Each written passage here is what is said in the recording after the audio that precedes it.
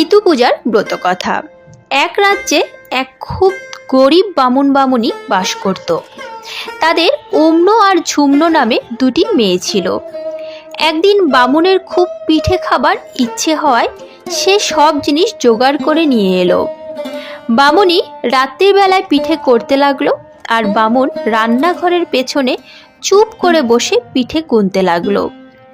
এরপর বামুনকে খেতে বসিয়ে বামুনি যখন পরিবেশন করছে তখন বামুন বলল, দুখানা পিঠে কম হলো কেন? বামুনি বলল যে সে তার মেয়ে দুটিকে দুখানা পিঠে দিয়েছে। এই কথা শুনে বামুন খুবই রেগে গেল, কিন্তু কিছু বলল না। এরপর একদিন সকালবেলা বামুন বামুনিকে বলল, আজ অম্ন ঝুমনোকে ওদের পিসির বাড়ি রেখে আসবো। পিসির বাড়ি থাকলে দুটো খেতেও পাবে, আর পরে ওখান থেকে বিয়ে টিয়েরও ব্যবস্থা হয়ে যাবে। আমার বোনের অবস্থা তো খুব ভালো, আমি এতদিন অভিমান করে যাইনি। বামুনি খুশি না হলেও মুখে কিছুই বলতে পারল না। বামুন অম্ন ঝুমনোকে নিয়ে বাড়ি থেকে রওনা হলো। অনেকখানি হাঁটার পর বেলা প্রায় দুপুরে বামুন মেয়ে দুটিকে নিয়ে একটা বনের মধ্যে ঢুকলো। মেয়ে দুটি খিদে তেষ্টায় খুবই কাতর হয়ে পড়েছিল। তারা আর বসে থাকতে পারল না। একটি বটগাছের ছায়ায় তাদের বাবার কোলে মাথা রেখে ঘুমিয়ে পড়ল। বামুন এটাই চাইছিল। সুযোগ দেখে সে ইটের ওপর মেয়ে দুটির মাথা রেখে চুপি চুপি পালিয়ে গেল। যাবার সময় কয়েকটি শামুক ও গুলি ভেঙে তাতে আলতা মাখিয়ে ছড়িয়ে রেখে গেল। মেয়ে দুটির ঘুম ভাঙতে দেখল যে তাদের বাবা সেখানেই নেই, আর চারিদিকে খানিক রক্ত ঝরে রয়েছে। অম্ন তখন ঝুমনোকে বলল, বাবাকে বোধহয় বাঘে খেয়েছে। ঝুমনো বলল, না না, আমরা যে দুখানা পিঠে লুকিয়ে খেয়েছিলাম তাই বাবা রাগ করে আমাদের পিসির বাড়ি রেখে আসার নাম করে বনে ফেলে চলে গেছে। পিসি বলতে কোনো কালে আমাদের কেউ নেই। এই ভয়ানক বনের মধ্যে তাদের খুব ভয় করতে লাগলো। দুজনেই চোখের জলে ভাসতে লাগলো। কোথায় বা তারা যাবে তাও ঠিক করতে পারল না। এমন সময় দূরে বাঘের গর্জন শোনা গেল। বাঘের গর্জন শুনে তারা ভয়ে আরো আড়ষ্ট হয়ে উঠল। এবার বুঝি তাদের বাঘের পেটে যেতে হবে। তারা তখন ভয়ে ঠকঠক করে কাঁপছে। এমন সময় অম্ন বলে উঠল, ঝুমনো দিদি, ওই দূরে একটি খুব বড় বটগাছ দেখা যাচ্ছে, চলো আমরা ওখানেই আশ্রয় নিই। অম্নর কথা শুনে দুজনে ছুটে গেল সেই বটগাছের কাছে। দুজনেই বটগাছের সামনে হাত জোর করে বলল, বাবা বটরূপী নারায়ণ, আমরা ভয়ানক বিপদে পড়েছি। ওই শোনো দূরে বাঘের গর্জন। বাঘটা এসে এখনই আমাদের খেয়ে ফেলবে, তুমি আমাদের আশ্রয় দিয়ে বাঁচাও। অম্ন ঝুমনোর এই কাতর কথা শুনে বটগাছটি তখন দুফাক হয়ে গেল। অম্ন ঝুমনো তার সেই কোটরের মধ্যে ঢুকে গেল, আর সঙ্গে সঙ্গে কোটরটাও বন্ধ হয়ে গেল। বাঘটা কাছে এসে মানুষের গন্ধ পেয়ে চারপাশে খানিকটা ঘোরাঘুরি করে সেখান থেকে চলে গেল। বাঘটা চলে যেতেই বটগাছটি আবার দুফাক হয়ে গেল, আর অম্ন ঝুমনো কোটরের মধ্যে থেকে বেরিয়ে এলো। এখন তারা কি করবে, কোথায় যাবে, কি করবে ভাবতে ভাবতে জঙ্গলের মধ্যে চলতে লাগলো। বেশ কিছু দূর যাওয়ার পর তারা একটি জনবস্তি দেখতে পেল। বন তখন তারা পেরিয়ে এসেছে। তার একটু দূরে দেখলো যে তাদের বয়সী কয়েকজন মেয়ে একটা পুকুরের পাড়ে ঘট বসিয়ে কী সব পুজো করছে। অম্ন ঝুমনো তাদের কাছে দাঁড়াতেই সঙ্গে সঙ্গে তাদের পুজোর ঘটগুলি সব উল্টে পড়ে গেল। সেই মেয়েগুলি তখন খুব রেগে গিয়ে বলল, কোথা থেকে অলক্ষী তোমরা এলে যে আমাদের ইতু পূজার ঘটগুলি সব উল্টে পাল্টে গেল? অম্ন ঝুমনো তখন খুব কাঁদতে কাঁদতে তাদের দুঃখের কথাগুলো সেই সব মেয়েদের কাছে বলতে লাগলো। সব কথা দুই বোনের কাছ থেকে শোনার পর মেয়েগুলোর তাদের প্রতি দয়া হলো। তখন তারা বলল অম্ন ঝুমনোকে, তোমাদের কোনো ভয় নেই, কাঁদতেও হবে না তোমাদের। আমাদের মতো ইতু পূজা করো, তাহলে তোমাদেরও আর কোনো দুঃখ থাকবে না। যাও, এখন তোমরা ওই পুকুর থেকে স্নান করে এসো। সেই মেয়েদের কথা মতো অম্ন ঝুমনো যেই পুকুরে নামলো অমনি পুকুরের সব জল শুকিয়ে গেল ও পুকুরের মাছগুলো ছটফট করে লাফাতে লাগলো। অম্ন ঝুমনো এই ব্যাপার দেখে কাঁদতে কাঁদতে আবার মেয়েগুলির কাছে ফিরে এসে সেই কথাও জানালো। মেয়েরা বলল, এই নাও ঘটের দুব্য দিচ্ছি, নিয়ে পুকুরে গিয়ে ফেলো। ওদের কথা মতো উম্ন দুব্বগুলি নিয়ে পুকুরে গিয়ে ফেলতেই আবার পুকুরে জলে ভর্তি হয়ে গেল। তখন তারা দুজনে পুকুর থেকে স্নান করে এলো। স্নান করে ফিরে এসে মেয়ে দুটি তাদের ঘট আর দুব্ব দিয়ে ইতু পূজা সম্পূর্ণ করলো। বাকি মেয়েগুলি বলল, এবার পুজো তো সম্পূর্ণ হলো, ইতু দেবীর কাছে কোনো বর চেয়ে নাও। উম্ন যখন ইতুর কাছে বর চাইল, ইতু দেবী, এই বর দাও যাতে আমাদের বাবা মায়ের দুঃখ দূর হয় আর ঘর ভর্তি সোনা দানা ও টাকা কড়ি হয়। তারপর মেয়ে দুটি বলল, এইবার তোমরা খুব ভক্তি ভরে ঘট নিয়ে বাড়ির দিকে যাও। তখন ঘট নিয়ে উম্ন বাড়ির দিকে চলে গেল। ইতু দেবী তাদের পথ দেখিয়ে দিলেন। এদিকে উম্নর বাবা মা ইতুর বরে রাজার মতো ধনবান হলো। দুই বোন ক্রমে ঘট হাতে করে বাড়িতে এসে পৌঁছলো। তাদের বাবা মা ভেবেছিল যে এতদিনে মেয়ে দুটিকে অবশ্যই বাঘে খেয়ে ফেলেছে, আরও ওদের আপদ দূর হয়েছে। এমনই সময় হঠাৎ উম্নকে বাড়ি ফিরতে দেখে তাদের বাবা অবাক হয়ে বলল, তোরা এতদিন বেঁচে ছিলি, কোথা থেকে ফিরে এলি? মরিসনি তোরা? উম্ন বলল, বাবা, আমরা যদি মরতুম তাহলে আজ তোমরা এত বড়লোক হতে পারতে না। আমরাই ইতু পুজো করে মাকে সন্তুষ্ট করে তোমার রাজ্য হওয়ার বর চেয়েছিলুম, তাই তুমি আজ এত বড়লোক হতে পেরেছ। তখন তাদের বাবা মা তাদের আদর করে ঘরে নিয়ে গেল। বামুনিও তাদের কথা শুনে ইতু পূজা আরম্ভ করল। বছর কয়েক পরে বামুনির সুন্দর ফুটফুটে পুত্র সন্তান জন্ম নিল। তখন তাদের আনন্দ আর ধরে না। ধন ঐশ্বর্য ছেলে পেয়ে মেয়েদের নিয়ে তারা মনের সুখে ঘর সংসার করতে লাগলো। এইভাবে কিছুদিন কেটে যাবার পর একদিন এক রাজপুত্র ও কোটালপুত্র দুই বন্ধু মিলে অনেক লোকজন সঙ্গে নিয়ে বামুনের বাড়িতে এসে হাজির হলো। বেলা তখন দুপুর। তারা তখন খিদে তেষ্টায় অস্থির। রাজপুত্র এসে সামনে উম্নকে দেখে বললেন, আমাদের খুব তেষ্টা পেয়েছে, আমাদের একটু জল খাওয়াতে পারো?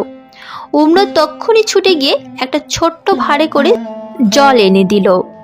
এই ছোট্ট ভাঁড়টি দেখে রাজপুত্রের খুব ভয়ানক রাগ হলো, কিন্তু কি আর করবেন, ভাবলেন যেটুকু জল পাওয়া গেছে সেইটুকুই এখন খেয়ে নেওয়া যাক। এই ভেবে রাজপুত্র ভাঁড়টি মুখে তুলে জল খেতে আরম্ভ করলেন। কিন্তু কি আশ্চর্য, এই ছোট্ট ভাঁড়ের জল তো কিছুতেই ফুরোচ্ছে না। তখন তিনি তার লোকলস্কর সকলকে সেই ভাঁড়ের জল খেতে দিলেন। তারাও প্রাণ ভরে জল খেলো, তবুও ভাঁড়ের জল যেমনই ছিল তেমনই রইল। তখন সকলে উম্নকে ধন্য ধন্য করতে লাগলো। রাজপুত্র উম্নকে বললেন তার বাবাকে ডেকে আনতে। উম্ন গিয়ে বামুনকে ডেকে আনলো। রাজপুত্র বামুনকে বললেন, আপনার মেয়েটি বড় ভালো, আমি মদ্র দেশের যুবরাজ, যদি আপনার কোনো আপত্তি না থাকে তাহলে আমি আপনার মেয়েটিকে বিয়ে করতে চাই। বামুন তখন বললেন, আপত্তি আমার কিছু নেই, তবে আমার আরেকটি মেয়ে আছে, তার এখনও বিয়ে হয়নি। যুবরাজ বললেন, আমার সঙ্গে আছে কোটালপুত্র, আমার বন্ধু, আপনি ইচ্ছে করলে আমাদের দুজনকেই দুই মেয়ে দান করতে পারেন। বামুন দেখে চমৎকার সুযোগ, সে আর দেরি করল না। গোধূলি লগ্নে উম্নর সঙ্গে যুবরাজের আর কোটালপুত্রের সঙ্গে ঝুমনোর বিয়ে দিয়ে দিল। পরের দিন ছিল অগ্রহায়ণ মাসের এক রবিবার। উম্ন যদিও আমিষ আহার গ্রহণ করে শ্বশুরবাড়িতে গেল, আর ঝুমনো যেহেতু অগ্রহায়ণ মাসের রবিবার ছিল তাই ফলমূল নিরামিষ আহার গ্রহণ করে ইতুর ঘট মাথায় নিয়ে হাতির পিঠে চড়ে শ্বশুরবাড়ি গেল। উম্ন যে পথ দিয়ে যেতে লাগলো সেখানে তাদের সামনে পড়ল গৃহদাহ, মরক, দুর্ভিক্ষ ও যত সব অমঙ্গলের চিহ্ন।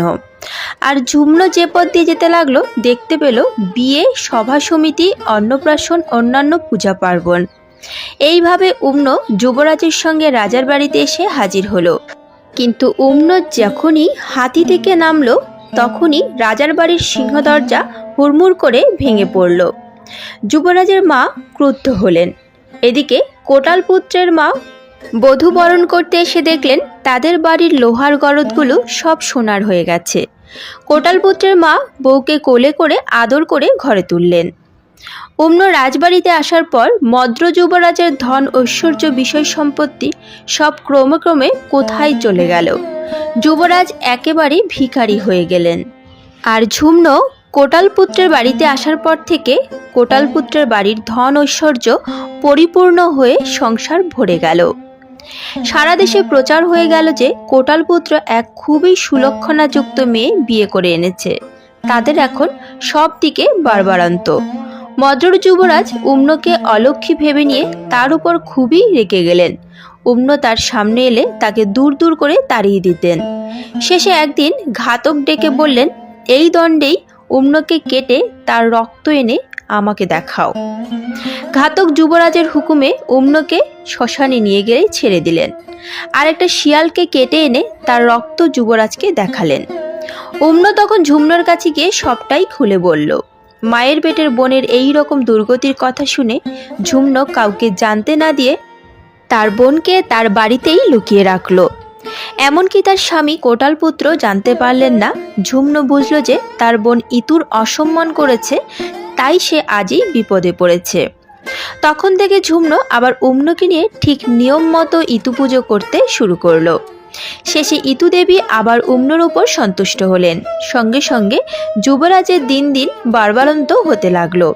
যুবরাজ একদিন স্বপ্নে দেখলেন যে এক দেবী তাকে বলছেন, এখনই উম্ন রানীকে খুঁজে বাড়িতে না নিয়ে এলে তার সর্বনাশ হয়ে যাবে। মদ্র যুবরাজ স্বপ্ন দেখার পর থেকে খুবই চিন্তায় পড়লেন।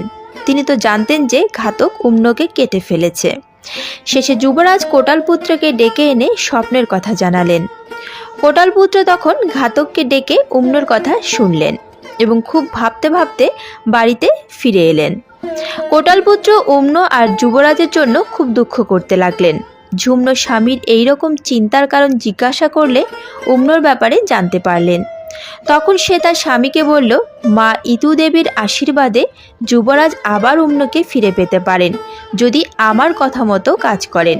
তুমি যুবরাজকে বলো যে আমাদের বাড়ি থেকে তার বাড়ি পর্যন্ত কলা গাছ পুঁতে তাঁবু ফেলে কড়ির রাস্তা তৈরি করতে পারেন, তাহলে উম্নকে আবার ফিরে পেতে পারেন। কোটাল যুবরাজকে সেই কথা বলল।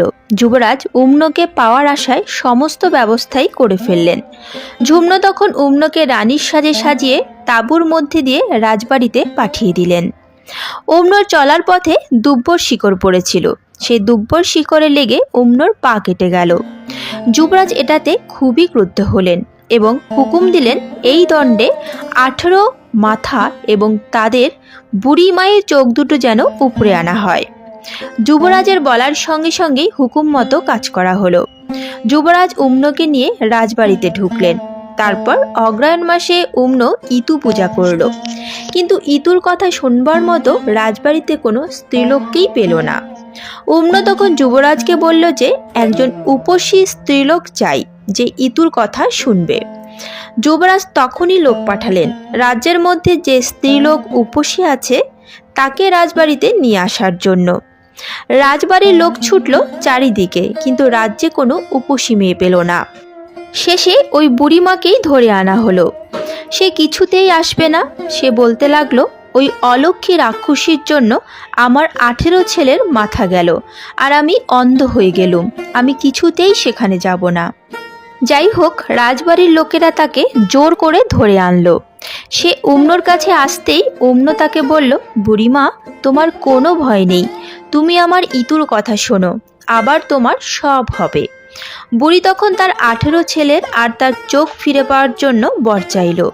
মা ইতু লক্ষ্মীর আশীর্বাদে তাই হলো। বুড়ি তার 18 ছেলেকে এবং নিজের চোখ ফিরে পেল। এরপর বুড়িমা চারিদিকে বলে বেড়াতে লাগলো যে রানীমা উম্নর ইতু লক্ষ্মী পুজোর কথা শুনে সে আবার সব কিছু ফিরে পেয়েছে। তখন থেকে গোটা দেশবাসী সকলে ইতুর পুজো করে আনন্দে বসবাস করতে লাগলো। ইতু লক্ষ্মীব্রতের ফল। এই ইতুব্রত পুজো করলে মেয়েরা যথার্থ সুখ সম্পদের অধিকারিণী ও স্বামীর প্রিয়া হয়ে থাকে।